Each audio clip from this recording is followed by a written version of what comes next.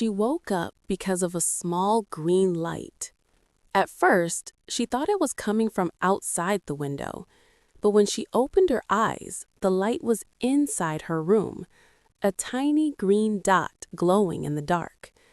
She squinted toward the desk across the bedroom, and then she realized what it was: the camera indicator on her laptop. Her laptop was open slightly on the desk, and the camera light was on. Her heart started beating faster. She hadn't used the laptop since earlier that evening, and she was certain she had closed it before going to sleep. Her phone showed the time, 2:41 a.m. The room was silent except for the faint hum of the laptop fan. She slowly sat up in bed, watching the small green light carefully. The camera indicator flickered slightly, like something was accessing it. Her stomach tightened. Most laptops only turned the camera light on when an app was using it: video calls, recording, streaming, but she hadn't opened anything. Her phone buzzed softly on the nightstand. A new email notification appeared. The sender name made her freeze. Unknown sender. The subject line read, "Nice room." She stared at the email for a few seconds. Nice room. Her chest tightened. Slowly, she opened the message. Inside was a single attachment, a photo. Her fingers hesitated above the screen. Then she tapped it. The image opened, and her stomach dropped instantly. It was a picture of her bedroom, taken from the exact angle of her laptop camera. The bed, the desk, the window behind it, everything was visible. Her heart started pounding because the photo looked like it had been taken just seconds ago.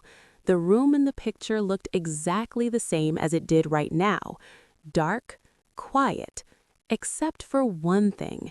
In the photo, she was sitting up in bed, holding her phone, exactly the way she was at that moment. Her hands started shaking. She looked toward the laptop on the desk again. The green camera light was still glowing, which meant the camera was still active. Her phone buzzed again, another email from the same sender. This time, there was no subject line, just another attachment, another photo. She opened it. Her breath caught.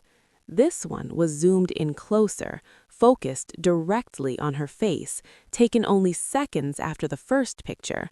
The email message contained just one short line: "Don't close the laptop."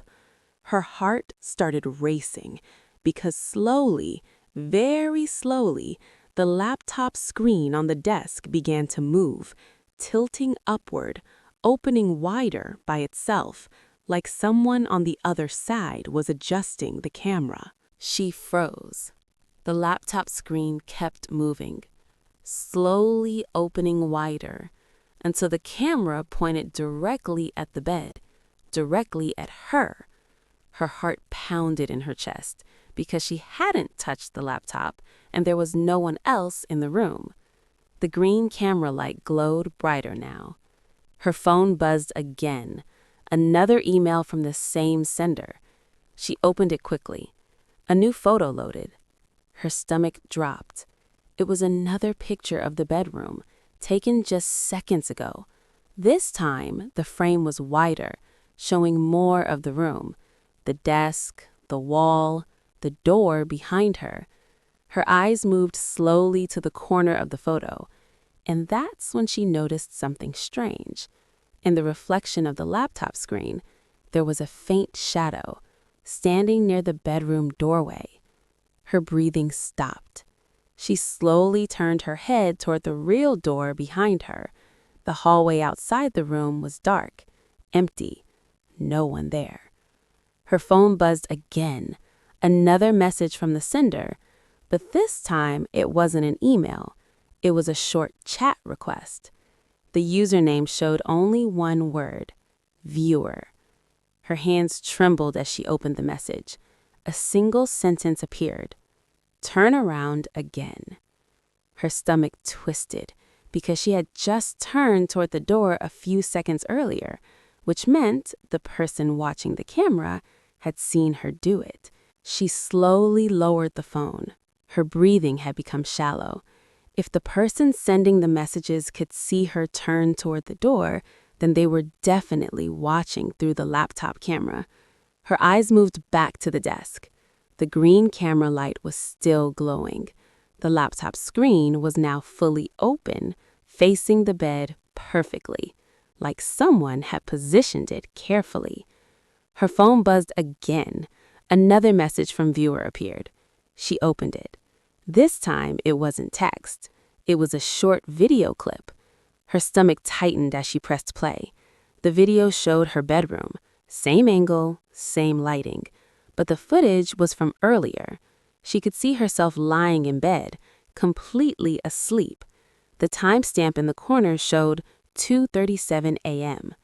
Her heart started racing. That meant the camera had been recording for several minutes already, before she even woke up. Her phone vibrated again. Another message from viewer. Just one sentence. You almost woke up earlier.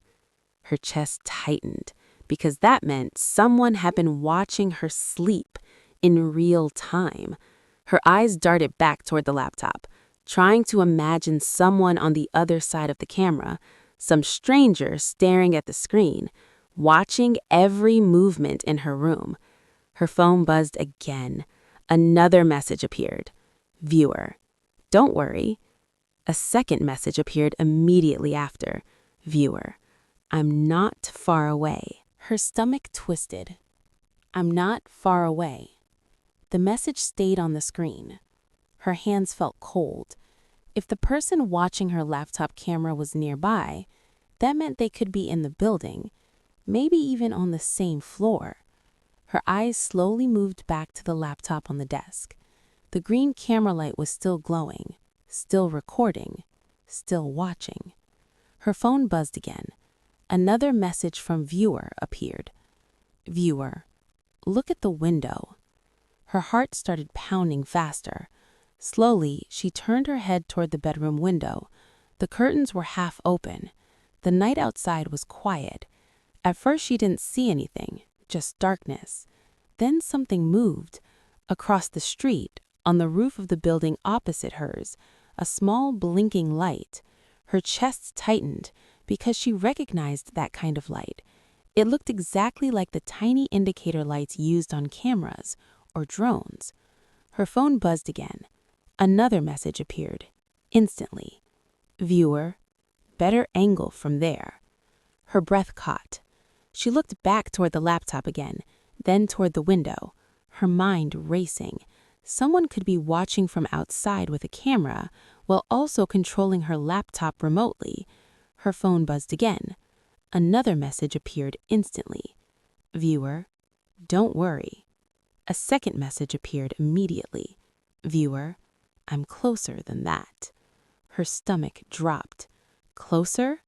Her eyes slowly moved away from the window, back toward the desk. The laptop camera was still pointed directly at her bed, the green light still glowing. Then something on the screen caught her attention.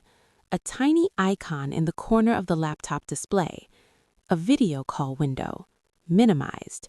Her chest tightened. She slowly stood up and walked toward the desk, step by step, her hands trembling. When she reached the laptop, she carefully touched the trackpad. The small window expanded, and the call interface opened fully. Her breath stopped, because the call wasn't coming from some anonymous account.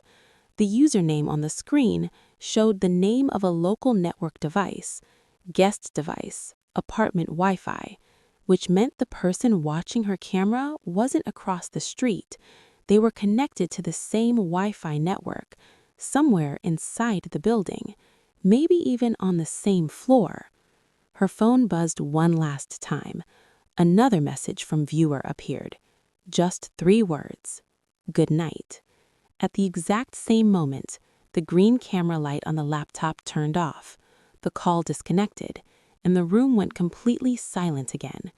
But the scariest part wasn't that someone had watched her through the laptop camera. It was that the connection log showed the device had been connected to her Wi-Fi for 3 days, watching, waiting, before she even noticed.